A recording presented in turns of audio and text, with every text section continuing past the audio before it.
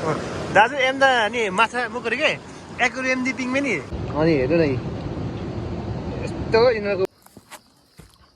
hello good morning everybody आज रागादीपको बसाइको तेस्रो दिन आज हामी चाहिँ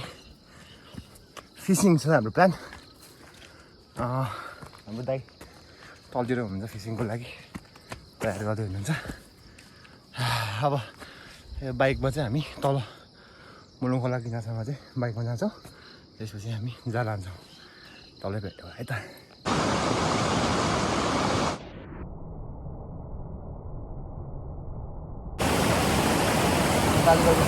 गाडी छ त्यहाँदेखि चाहिँ यहाँ मेन्टेन गर्दै हुनुहुन्छ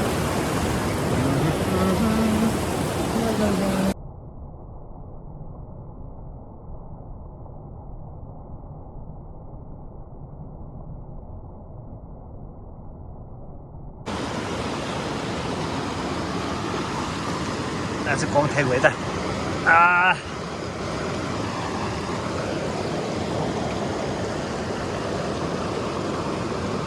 ठेपो मोल्दैन त ल यो चाहिँ हो असला असला माछा ट्याक्क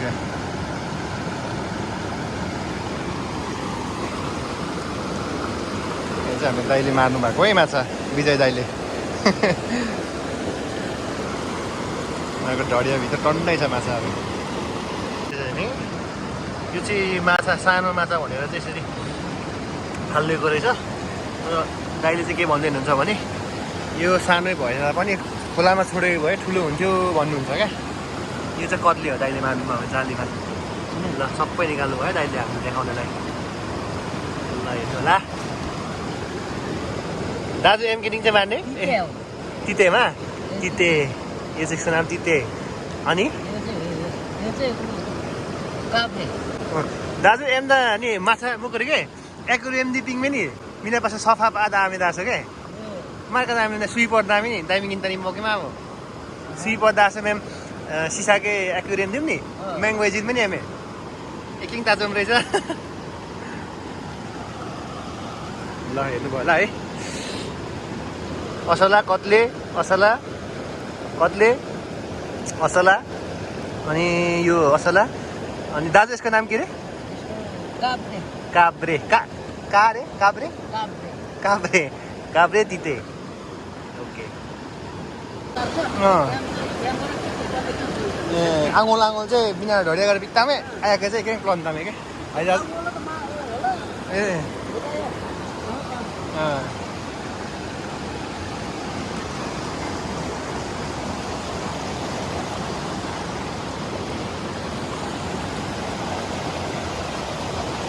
एकदमै गर्मी बढिसकेको छ है हाम्रो दाइले त्यहाँ जाली मेन्टेन गर्दै हुन्छ तपाईँहरूलाई माछा त मैले देखाइहालेँ नि दाइले लाने अझै पनि हाम्रो यात्रा अझै माथि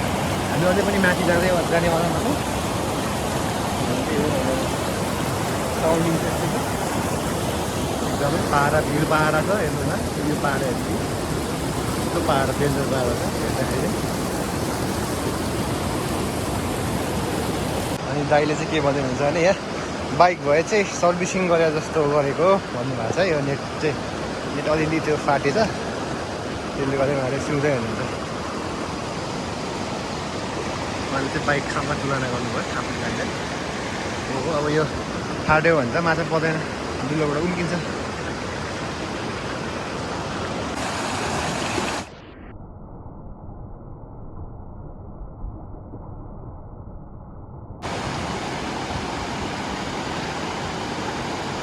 दाइले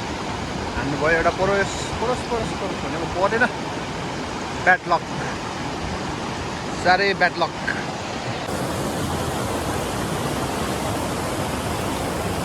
दाइले फेरि एउटा जाली फालिसक्नु भएको छ होइन पऱ्यो कि फुली एउटा चाहिँ जबरजस्तो परोस छ